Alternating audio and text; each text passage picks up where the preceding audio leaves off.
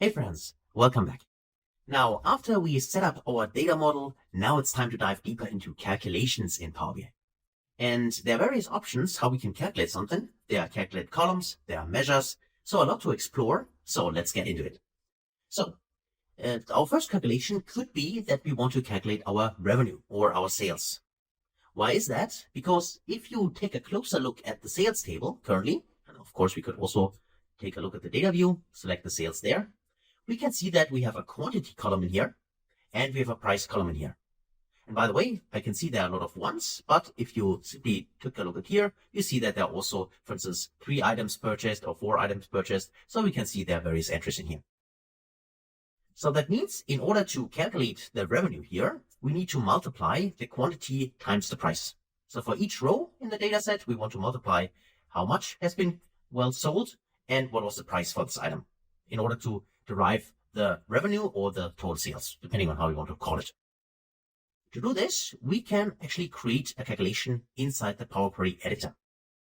So that means we can go to Home, and in here, I'd like to go to Transform Data. So click this option here, and then the Power Query editor opens again, and there we can see all the columns we have. So our first calculation will be on the sales table, so we can select sales in here, and then we can create here a new column.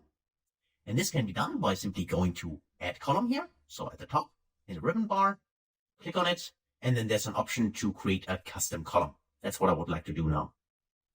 So I can click on Custom Column. Here we go. And now I can see here, I have here my custom column, which currently specifies here no syntax errors have been detected. So that is fine. Of course, I don't have any formula here right now, so I need to create something. So first, let's actually name this maybe, as I said, total sales. Okay, let's call it total sales. And because it's a column, let me just name it column for now. So that's our total sales column. And in order to now write our formula in here, unfortunately, I can't zoom in here, but hopefully you can see it. Otherwise, please follow along that you know what we need to do here. So I can now I have actually 3 options in here, but what I could do is I could simply open the bracket. So the normal bracket like that. And then I have here IntelliSense, which now tells me all the columns I have, which I can refer to. For instance, I could use price, I can use quantity, and that's what I want, right? To select it, simply click on price, and now I've selected the price column. But the other option would be to simply, if I remove this for now, is simply to go in here, available columns, you can scroll down, and if I select price one here, I can either click on insert, then it's also in here, or the third option would be that I simply double click. If I double click on price, then it's also inserted in here. And I can then multiply the price, simply use the star symbol here, and I want to multiply it by the quantity, right? So I can double click on quantity, and then I also have my quantity inside. And that's actually my formula, because I need to multiply the price times the quantity for each row in my data set in order to calculate the sales. You can also see there are no syntax errors. If I would, for instance, remove one of the brackets here, so in this case, if I remove this one here, now you see token, in this case, the closing bracket here is expected. So it gives you an indication, and also the red quickly line here that something is wrong here or missing. In this case, we can just edit it by simply adding this closing bracket here, and now you can see that everything is fine. So maybe Power BI in the future decides that if everything's fine, that they don't show this red box, but maybe a green box. I think that would be more helpful, I think, visually, but right now it's like that. So let's stick to that. There are no syntax errors detected, so obviously the check here is the green one. And of course, now we can simply create this calculation, so this custom column in here, by simply clicking on OK. And then you see that now we have a new column here, which is the total sales column, and it shows here the value. So for instance, 4 times this 1,848 is this 7,392.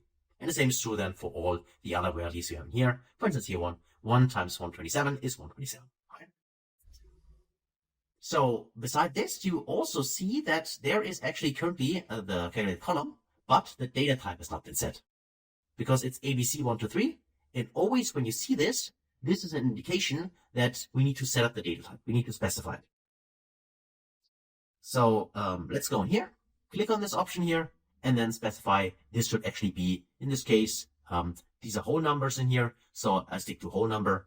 Normally you could also go with decimal number, but for now, let me go with whole number in here. And now I can see my total sales column like that. So now this has also been applied, and maybe you have already spotted it, maybe not, but one more time, all the steps we do here, also adding this calculate column, is here recorded in this applied step window. So we can clearly see that the source was without the column here. There is after the price column, this is the last column. Then we added the custom column.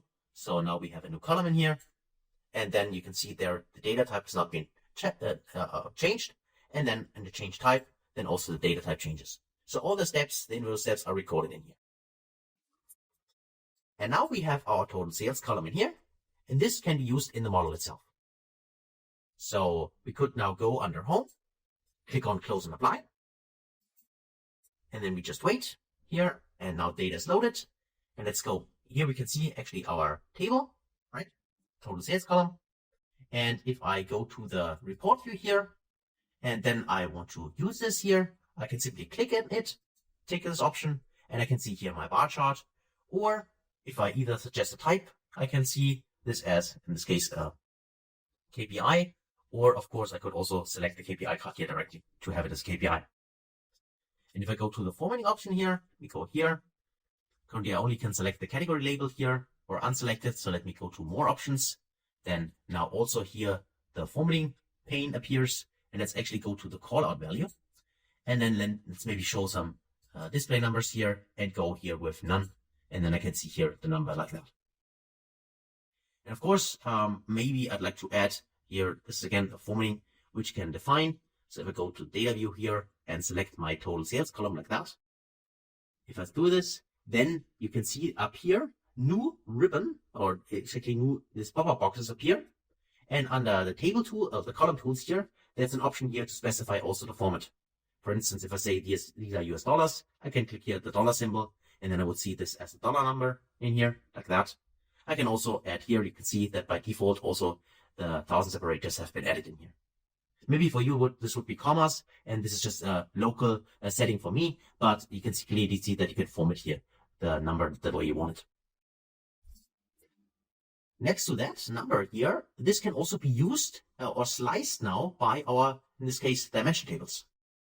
So remember, if I go back to my model view, we have a relation between the product and the sales. So now you can also see the total sales column appearing here. This means that because of this relation here, we can use now our product table data and filter the sales table. For instance, this total sales column here. So that means if I go back to our report in here, I could use now inside my, can go to my product table.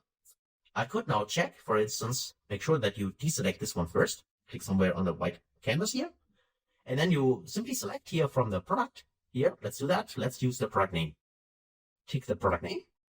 And now we have here a list of the product names. We can make this bigger. Also maybe drag this maybe to the left here. These are the product names.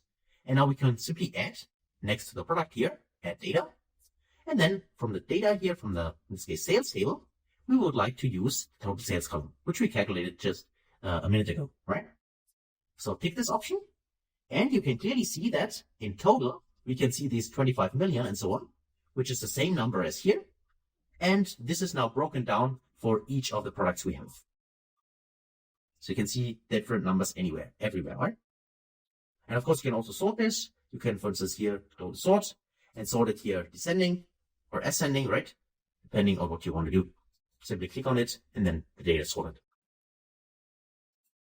So this way, and this relation only works on filtering data, product here, and then the sales for each of the products. This only works because we have set up our model correctly. So if I go back to the model view, and for instance, I would say this relation here, if I right click and say I would like to delete it like that, yes, delete it. So just to show you what that happens. So product and sales do not have a relationship anymore. Now, if I go back to the report view, we can now see there are 25 million everywhere. So in this case, because we have no relation between the products table and the sales table anymore, now Power BI is not able to use data from the products table in order to filter the sales table. And because of that, it simply displays here the total sales number, this figure, the 25 million, for each of the products. Which of course is completely wrong, but that's just how it is if the model is not set up correctly. And this is why I put so much emphasis that you need to get in your head that the model is really the most important thing in Power BI. So if the model and the relationships are set up correctly, you do not have this issue. But if you have an issue like that, and you can see repeating numbers in your Power BI report, this is an indication that you need to go inside your model view and make sure that the tables you're going to use and which you combine in a visualization have the correct relationship. So that means, and here we can clearly, easily fix this. So we just need to go here and need to say the product ID from here. Let's use it and drag it down to the product ID from the sales table, create the relationship. Now it is established, one-to-many. The product table filters the sales table, and therefore it filters the total sales column. And that means if I go back inside the report view here, we can now see that we got the correct numbers up here. So now we have that. Another thing you might have spotted, maybe not, but let me show it to you, is if I want to sort my data. For instance, we have here, easy product names, right? Just product 1, product 2, and so on. But of course, if I go here and try to sort my product name, I could see that I got product number 1, product number 10, product number 100, and so on. So obviously, the sorting here is not correct. So if I would like to sort this correctly, like product 1, product 2, and so on, product 3, right? This cannot be done directly here. What you could do is you can click on the 3 dots, and there are sorting options, like sort descending and sort ascending. And there is sort by. But the sort by is currently on product name. And of course, you could also do it on total sales column, which we have already done, by simply hovering over the column and click on the little black arrow here. But we cannot sort it like product 1, product 2, and so on. So the format here is different from, let's go back to the data view, for instance. And there you can clearly see if I select the product here, there it is sorted correctly, like product 1, product 2, product 3, and so on, right? So the question is, what can we do in order to get the same structure like here? Now for that, what Power BI needs is it needs a sorting column. And our sorting column here is the product ID. So this column, this product ID column, helps us to sort the product name correctly. And that just means that I can select my product name here, and inside the column tools here, I can use sort by column, this option here, click on it, and then I choose I would like to sort the product name column on the product ID column. So this is my sorting column. So I select the product name, go up sort by columns, and choose here product ID. And as soon as I tick this option here, I can go back to my report in here, and now you see that the sorting is correct. Product 1, product 2, product 3, product 4, and so on. So if you have a use case and the default sorting options, like clicking on these arrows here or going under the 3 dots and choose sort by, if this is not working for you, then what you need a sorting column, which you either have to create if you don't have it, or like we in the model, we already had it. And then we just need to make sure that we select the column we want to sort, and then sort by column, and then choose the specific column we want to sort it by. So now there's another way to get the same result. And this is, instead of creating a calculated column like we have done here, we could also create a measure in Power BI. But before I'm going to show you how to do this, please make sure that you click the little disk icon if you have not done so far, just to make sure that you save your current state of the Power BI file. I already did it during the video break, but please do the same, just to make sure that your file is saved, okay? Especially if you want to maybe continue working on the next day, or as I said before, there might be a case that Power BI is just closing or crashing, and then please make sure that you save the file, okay? So, having said that, now let's explore how we can get the same result here, this 25 million, but using DAX calculations and specifically measures.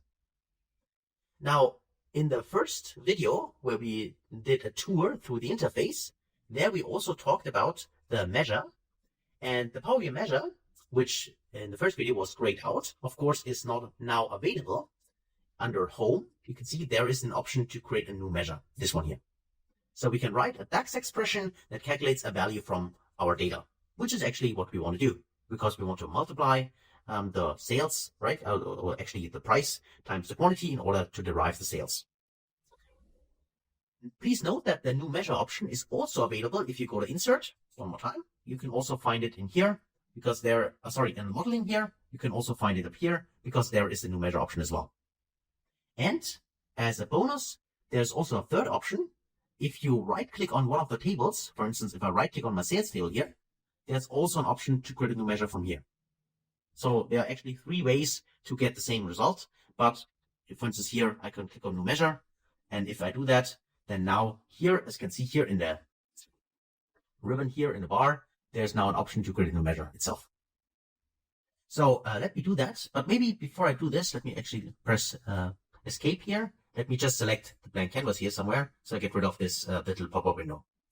Now let me do it again. Let's right click on sales, go to, in this case, new measure.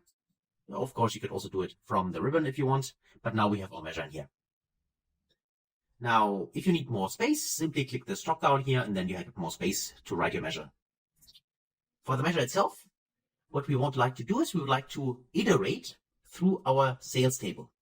What I mean by that is, in order to get the correct value, what we need to do is we need to go through each row of the sales table, so each transaction. For each transaction, we want to multiply the price of this transaction times the, in this case, amount which has been sold. And then at the end, we want to sum all these individual values up, right? This is how we derive the total sales. So to do this, let's actually first give our measure a name. So let's call this total sales. And then we say equal. And I will go to new line. You don't have to do it, but I will do it. If you want to do it, press Shift and Enter together, then you go to new line. And for the total sales, what I like to calculate is an iterator function. And here we're going to use the SUMX function. So SUMX, if I tap this now, this gives us here a little explanation what it does. So let me just get rid of that. In here, if I press Escape, then I can see what the SUMX here actually tells us. Here, it's what the SUMX function needs. It needs a table and then an expression. And here it returns the sum of an expression evaluated for each row in a table. I think this is a really good definition, because what we do here is the following. We say we want to sum up something in a table. And what we want to sum up is the expression. Now the table we were going to use is, in our case, sales table. So we can type in sales as a first argument, sales. And if you type in an SA, you can also press tab then in this case, and then you can actually get sales directly, or you can write it if you want. Now the next is the expression itself. Now what do we want to do with our sales table? Well, the expression is simply what we did for the calculated column as well. In our first part, we want to actually use the quantity. And if I type in Q quantity, and here I can select from our sales table the quantity, this one here. And then we want to multiply this with a star, and then we're referring to the price. So if you type in price, you should find also here from the sales table the price column. So the indication is always the table name, and then in brackets the specific column. That tells us that this is actually from the sales table, the price column. So that's the expression, and then all we need to do is simply close the parenthesis here, and that's it. So that's the formula. So what happens here is we tell the SUMX function it should go through the sales table. That's why the sales here as a table is the first argument. And by the way, this is true for all X functions. X functions are iterator functions. And this means we always need to give it as a first argument a table, because they iterate over a table, and iteration simply means they go row by row through this table. And what it should do row by row is simply multiply the quantity column times the price column, and at the end, because it is a SUMX function, it sums up all these individual results. So let's actually do that. Let's actually check this. Click on here, commit, so check it, and let's actually make this smaller. And now you can see a little calculator icon here, which is now our total sales. And now if we add this also on the canvas, so click somewhere on the blank screen, click on this total sales option here, and we get our bar. And if I switch this also to a card by either clicking on the card, or if I simply tick this option on here, then you can also see 26 million. And let me turn it off again. Just want to show it to you. And now also, if we go in here, go to the formatting option. In this case, I can do it directly here. So I need to click on more options here. And then I go to my formatting pane here and specify here for the display units, also show it as none. And then I also select this one here, go back to my cylinder here and select the measure itself. And then for the measure, I can do the same as for the calculate column. I can go in here and say, I would like to see this as a dollar symbol. And now I can see that I got here a value. And if you take a closer look, you should see that this is exactly the same value, these two, right? So what I have here for my calculate column, it's like the smaller, is the same value as I have here for my measure. And the difference is those measures always have this calculator icon in here. And this measure also works, by the way, if I go here inside my table here for the products. Of course, I can also select total sales here, click on it, and I can see exactly the same values, right? And also, by the way, if I would go, just if you think about that, if I go back to my model view and I would delete the relationship between the product and the sales again, then I would see the 25 million, not only for my calculate column, but also for the total sales. So this measure only works because our setup here relationship is correct, right? So the behavior would be exactly the same for the calculate column and for the measure we have. Now, you might ask me, of course, so hey, Dan, why do we have these two options? So which option should I use, right? Could be a valid question, and it's a good question. Now, the point is the following. Whenever you can, you should, so that's best practice at least, and that's why I would recommend as well, you should use measures, like we have done here, not calculate columns, like this one. Why is that? Well, the most easy explanation is actually if you take a look at the data view here, for instance. You see that when you create a calculated column, as we have done with the first option here, then this column gets stored in the model as well. And if a calculate column, like this one, gets stored in the model, that takes up space. So it makes your model bigger. And normally what you want is you want to have the model as small as possible, because then it's the most efficient one, and also regarding the performance, the best one. For the measure, on the other hand, as you can see here, the total sales, the measure here, this is not stored anywhere. You can't see the measure in here. It's not part of the table. What a measure actually is just something like a definition, and this definition gets only applied as soon as it's used in one of the visuals. So that means the total sales itself here, the measure itself, that does not exist as a calculated column. It just gets calculated on the fly as soon as it's used. And you can think of it like that. The total sales here, this evaluation, like quantity times price, this is calculated for each row in the sales table. Then the value is summed up to deliver the result, as you can see here, for individual products, or here as a total sum. But let's say the intermediate calculations, like quantity times sales for each of the specific rows in the table, this is not saved. This is just calculated, then the total sum is evaluated, and then all the intermediate steps are deleted. So that's why this measure is very, very effective, because it does not need any space in the model. And this is the reason why normally, whenever possible, you should use calculate measures instead of calculate columns. Now, having said that, you might ask yourself now, hey Dan, if the measure is the better option, why did you actually show us how to create calculate columns? And why is it actually possible to do that? Well, the reason for this is that sometimes you cannot use a measure. And one of those, reasons could be that you want to display something on the axis of a chart. So for instance, if you create a bar chart like that, if I go to create bar chart here, and I'm using my sales here, click this option, I would see it as a bar. So that's totally fine.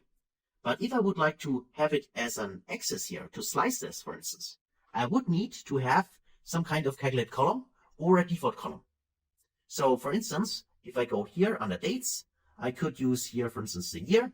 This is the year column. I can drag this on the x-axis here, drag and drop it here. And you can see that now I'm slicing my data by 2021. 2022 here, and of course 2023.